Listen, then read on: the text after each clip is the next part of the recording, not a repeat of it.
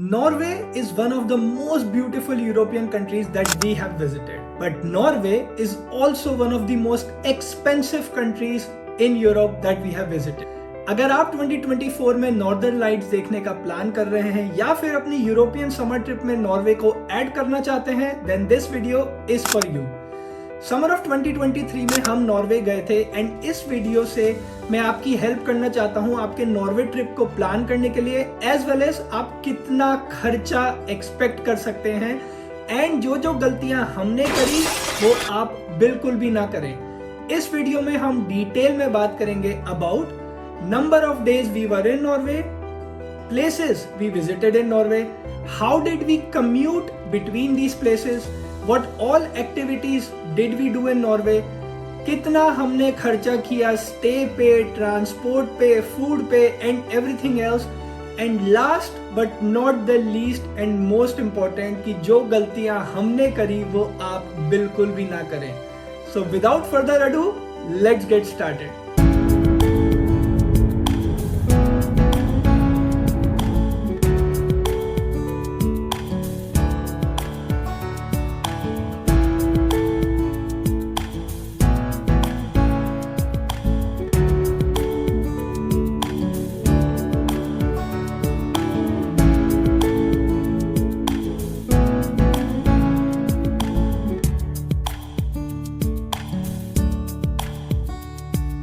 Norway Europe के Nordic reason में आता है जिसमें दो और कंट्रीज होती हैं, डेनमार्क एंड स्वीडन. और क्योंकि हम नेदरलैंड्स में रहते हैं तो हम नॉर्मली एक ही कंट्री टारगेट करते हैं rather than multiple countries at the same time.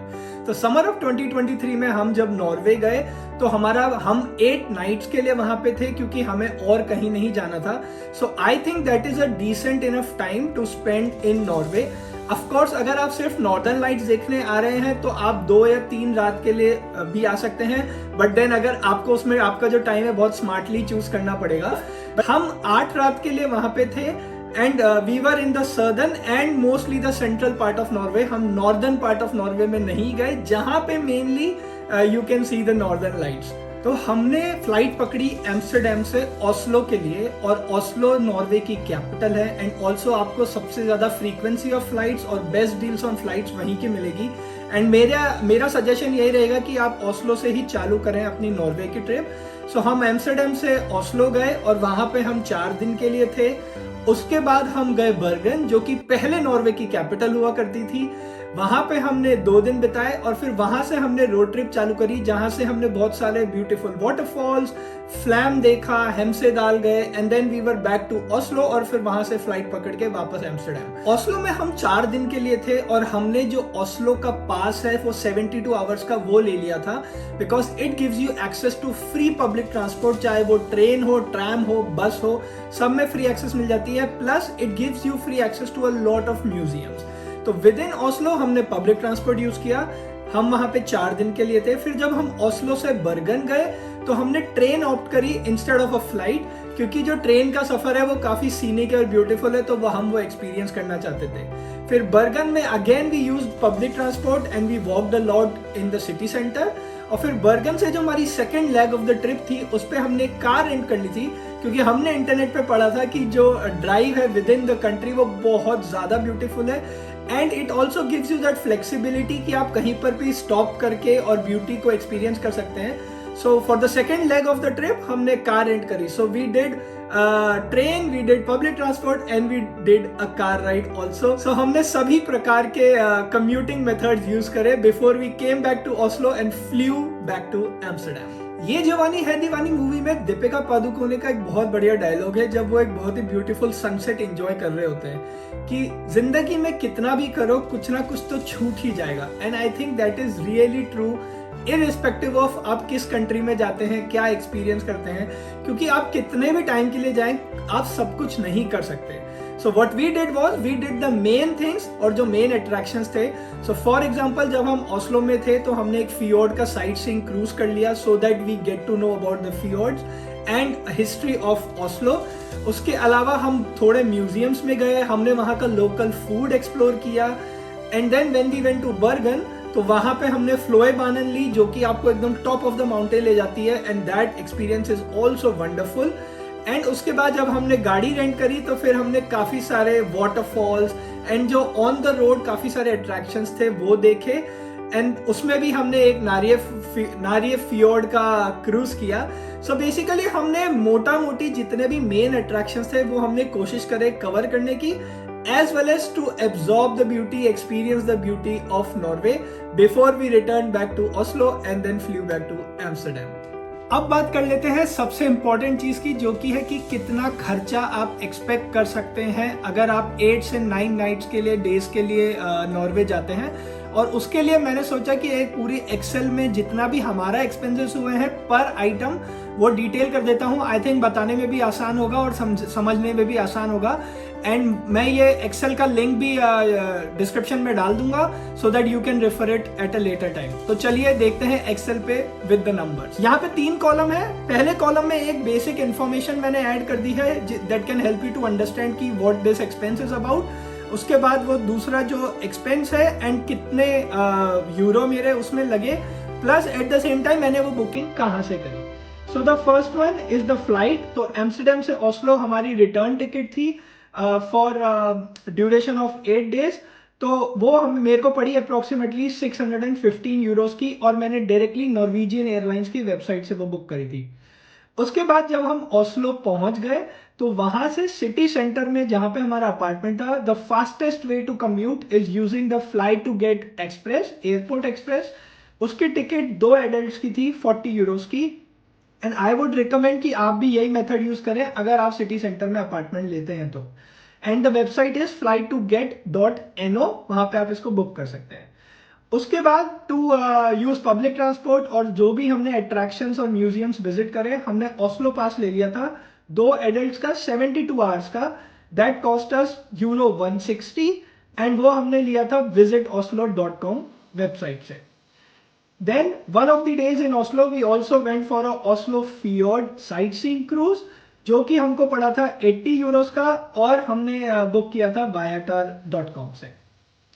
And we were in Oslo for 4 nights in total.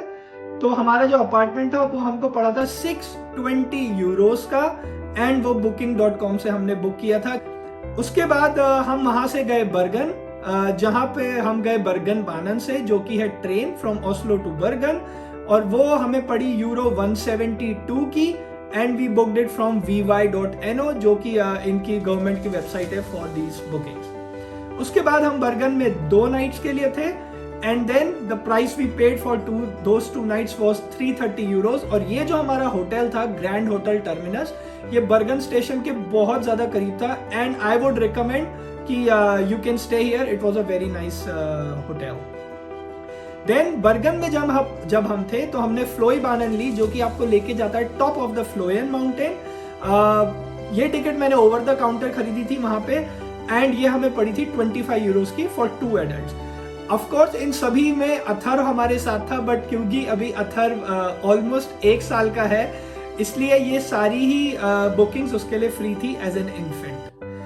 उसके बाद हम बर्गन से जब फर्दर हमारी जर्नी के लिए निकले तो हमने कार रेंट करी। हमने 3 दिन के लिए कार रेंट करी एंड वो हमें पड़ी 600 यूरो की। एंड ये I think it's a very expensive element और बहुत बड़ा खर्चा था, बट इसमें एक हमने बहुत बड़ी गलती करी जो मैं आपको अगले सेक्शन में बताता हूँ। और बुकिंग मैंने करी थी rentalcars.com से। उसके बाद हम 2 दिन के लिए हेम्सेदाल, जो कि एक एरिया है नॉर्वे में, वहां पे हम रुके थे। सो बेसिकली हमारे पास कार थी तो हम सब जगह कम्यूट कर पा रहे थे, बट लेकिन हमारा स्टे इस एरिया में था और ये हमें 170 यूरोस का पड़ा था फॉर 2 नाइट्स। अगेन booking.com से हमने रिजर्व किया था एंड आई थिंक ये बहुत ही रीजनेबल था। देन उसके बाद हमने इन 2 दिनों में फियोर्ड क्रूज किया था, नारिये फियोर्ड का, जो कि फ्लाम से गुडवांगन लेके जाता है और ये हमें पड़ा था अप्रोक्सीमेटली 100 यूरोस का। एंड जब हम गुडवांगन पहुंच गए थे तो वहां से बस से हम वापस आए थे फ्लाम, क्योंकि हमारी गाड़ी फ्लाम में पार्क थी। तो that was another 25 Euros. So total 125 Euros की ये पूरी एक्सपीरियंस थी और ये हमने बुक करी थी norwaysbest.com वेबसाइट से।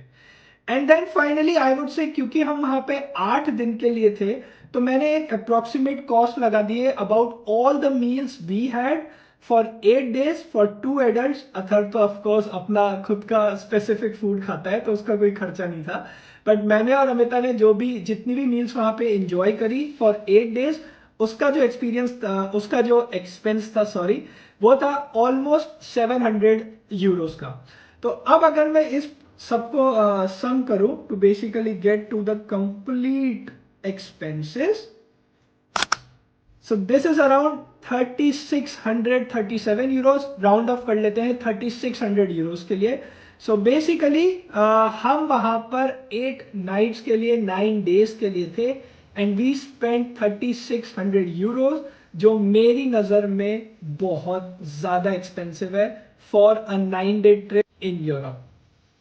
Last but not the least और मोस्ट इंपॉर्टेंट वो गलतियां जो हमने करी और मैं बिल्कुल भी नहीं चाहता कि आप अपनी प्लानिंग में करें। मिस्टेक नंबर 1, हमने जो गाड़ी रेंट करी थी वो लोकेशन 1 से उठाई और लोकेशन 2 पे ड्रॉप करी। सो हमने बेसिकली बर्गन से गाड़ी उठाई एंड ओस्लो एयरपोर्ट पे ड्रॉप करी, और क्योंकि हमारी पिकअप और ड्रॉप लोकेशन अलग अलग थी, हमको एक वन टाइम कॉस्ट देनी पड़ी जो कि अप्रोक्सीमेटली 250 यूरोस की थी। एंड आई थिंक ये नहीं करना चाहिए, ये हमारी बहुत बड़ी गलती थी।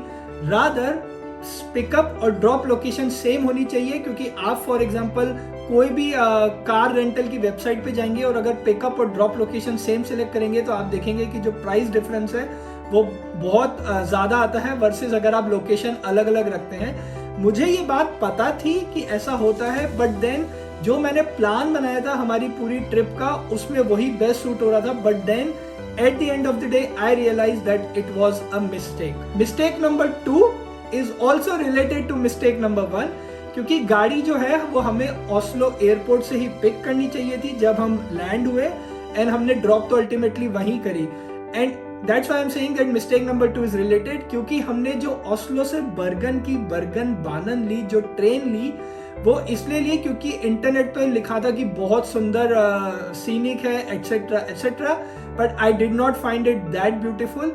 एंड अगर मैं वो कार रेंट करता तो मैं कार से ओस्लो से बर्गन जाता। सो बेसिकली जो मैंने मिस्टेक नंबर 1 करी वो भी नहीं होती कि पिकअप और ड्रॉप लोकेशन सेम रहती, as well as probably I would have enjoyed the views much more. So mistake number 2 is don't take the Bergen Banen train which goes from Oslo to Bergen. Mistake number 3, जब हम Oslo में थे 4 दिन के लिए तो हमने Oslo पास bye किया, जो कि आपको पब्लिक ट्रांसपोर्ट और म्यूजियम्स पे एक्सेस देता है।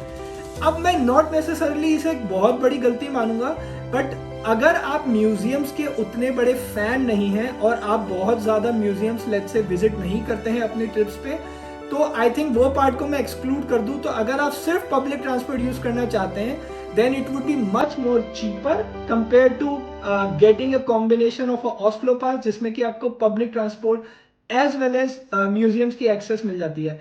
एंड अगर आप सिर्फ ओस्लो सिटी सेंटर विजिट कर रहे हैं तो आप एक्चुअली वॉक कर सकते हैं for majority of the part, तो आपको इवन पब्लिक ट्रांसपोर्ट की जरूरत भी नहीं पड़ेगी उतनी ज्यादा।